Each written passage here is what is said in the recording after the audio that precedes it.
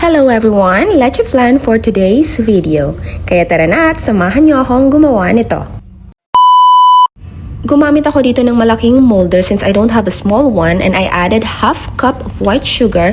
I melted it until it turns into caramel. I used 12 egg yolks. So ayan siya, ang egg yolks na yan. And then I added 1 big can of condensed milk. Isang condensed milk lang kasi yun yung nakita ko sa video na pinanood ko.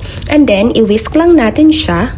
Ayan, haluing mabuti para mag-mix yung mixture. Bago ka nga pala gumawa ng leche flan, kailangan kumain ka para kung sakaling iwan ka niya, meron kang lakas at hindi ka manghina. Charis lang.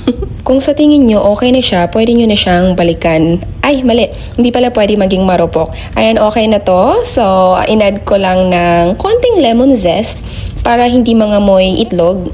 Haluin ulit. Ayan, para ma-mix yung skin ng lemon. Pero konti lang yung nilagay ko ha. Mag-add lang ng 1 big can of evaporated milk. Since I don't have big cans, I use 2 small cans. So, ito na yun. 2 beses kasi maliliit yung ginamit ko. And then after that, you need to mix it again. Slowly para hindi magsitalsikan yung mixture. Ito na yung result niya. Okay na siya.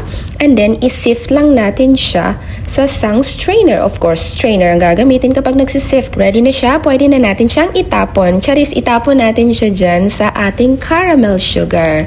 Ito na yan. Dapat malamig yung hintayin yung lumamig yung sugar. Saka nyo siya ilagay. So, takpan na natin siya ng aluminum foil. So, kung tama ba yung pagka-pronounce ko ng aluminium. And after that, anyway, you need to set first the oven. Oven ang ginamit ko. I don't use steamer. Since gumamit ako ng oven, ganito yung ginawa ko. Kumuha ako ng isang malaking molder. Nilagyan ko siya ng tubig. 1/4 or half. And then, saka ko nilagay yung leche flan ko. Ayan, kasi oven yung ginamit ko, hindi steamer.